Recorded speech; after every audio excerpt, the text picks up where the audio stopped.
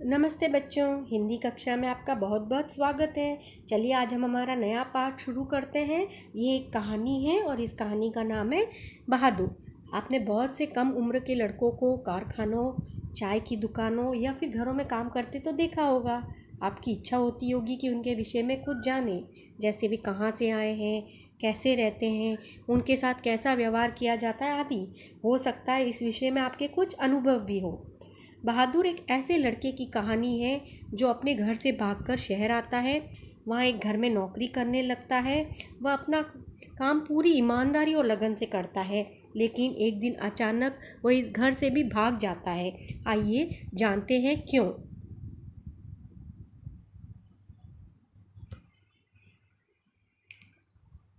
हिंदी साहित्य के श्रेष्ठ कथाकार अमरकांत जी द्वारा लिखित कहानी बहादुर वस्तुतः एक मध्य वर्ग परिवार में नौकर के साथ परिवारजनों द्वारा किए जाने वाले अत्यधिक कठोर एवं असभ्य व्यवहार पर आधारित कहानी है। अमरकांत जी हिंदी के उन कहानीकारों में से हैं जिन्होंने अपनी कहानियों में मध्य एवं निम्न वर्ग के प्रति सामाजिक जीवन की अमानवीय स्थितियों को एक यातनागर के रूप में प्रस्तुत किया है। पात्र परिचय। लेखक जो खुद कहानी के वक्ता है, वाचक है, उनकी पत्नी का नाम है निर्मला। लेखक का बड़ा लड़का उसका नाम है किशोर।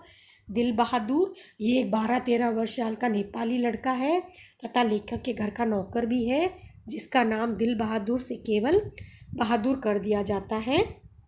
और ये है बहादुर की माँ। एक दिन लेखक अपने भाइयों के घर अपनी बहन की शादी के लिए जाते हैं। वहाँ जाकर उन्हें महसूस होता है कि उनके सभी भाई और रिश्तेदारों के यहाँ नौकर हैं।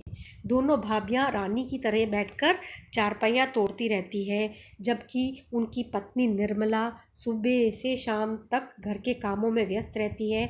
ये सोच लेखक का मन ईर्ष्या से जल उठा तथा निर्मला भी हर वक्त नौकर रखने की रट लगाए रहती थी।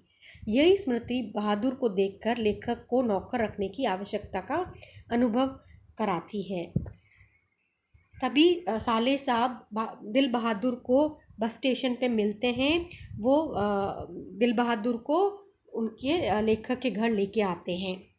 साले साहब लेखक व उसके परिवार को बहादुर का परिचय देते हुए कहते हैं कि ये एक नेपाली बालक है जिसका गांव नेपाल और बिहार की सीमा पर है तथा इसके पिता युद्ध में मारे जा चुके हैं। घर परिवार का भरण पोषण इसकी माँ करती थी। वह चाहती थी कि लड़का घर के कामकाज में हाथ बटाए, परंतु शरारती प्रवृत्ति के कारण इसने एक बार किसी भैंस को मारा जिसको उसकी माँ बहुत प्यार करती थी। इसलिए माँ ने इसे बहुत मारा, जिसकी वजह से इसका माँ से मन फट गया और एक दिन ये माँ के रखे रुपए में से 2 रुपए निकाल कर वहाँ से भाग गया।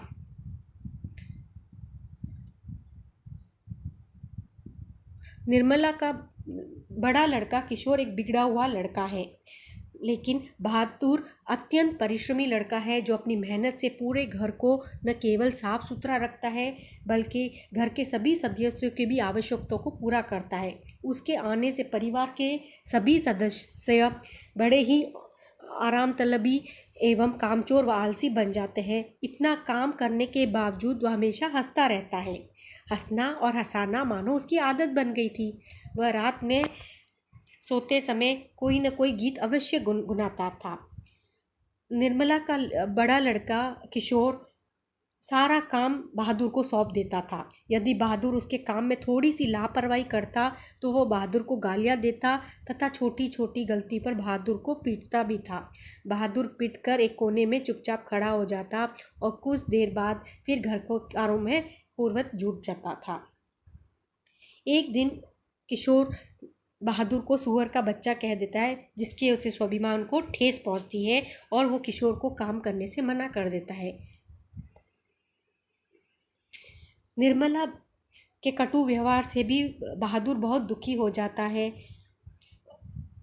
एक बार वो निर्मला बहादुर को स्वयं अपनी रोटी बनाने के लिए कहती है और खाने को कहती है, लेकिन बहादुर को जब रोटी बनानी नहीं आती है तो वो सो जाता है। भूखे पेट ही वो सो जाता है और अगले दिन सुबह उठकर खुद अपनी रोटियां सेकता है। एक दिन निर्मला के रिश्तेदार अपने पूरे परिवार के साथ उसके घर आते हैं। चाय नाश्ते के बाद बातचीत के दौरान अचानक रिश्तेदार की पत्नी अपने 11 रुपए खो जाने की बात कहती है। सभी बहादुर पर संदेह करते हैं।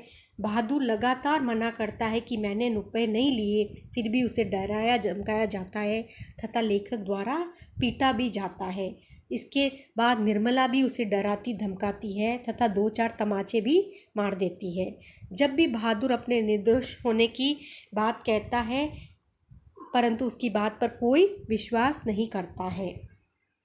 चोरी के घटना के बाद सभी सदस्य बहादुर को घृणा व संदेह की दृष्टि से देखने लगते हैं और उससे नफरत करने लगते हैं। बहादुर भी अब उदास रहने लगता है। अब उसके मन में घर वालों के प्रति कोई अपनापन नहीं रहा। बहादुर को अब पहले की अपेक्षा अधिक डांटा व मारा भी जाता था। अब उससे गलतियां व भूलें भी अधिक होने लगती थी, जिस कारण अब वह काम में भी लापरवाही करने लगता है। आखिर में एक दिन उसके हाथ से सिल छूटकर गिर गई और उसके 2 टुकड़े हो गए। पिटाई के डर तथा लोगों के क्रूर एवं असभ्य व्यवहार से तंग आकर वह अपना सारा सामान लेकर घर छोड़कर निकल गया। निर्मला, उसके पति एवं किशोर को उसकी ईमानदारी पर विश्वास हो गया था। वे जानते थे कि रिश्तेदार के रुपए उसने नहीं चुराए थे। अंत में सभी बहादुर पर स्वयं द्वारा किए गए अत्याचारों के लिए पश्चाताप करने लगते हैं। पर अब पछताने से होए क्या जब चिड़िया चुग गई खेत। चलो बच्चों, बस इतना ही। मुझे उम्मीद है कि आपको ये कहानी पसंद आई होगी। धन्यवाद।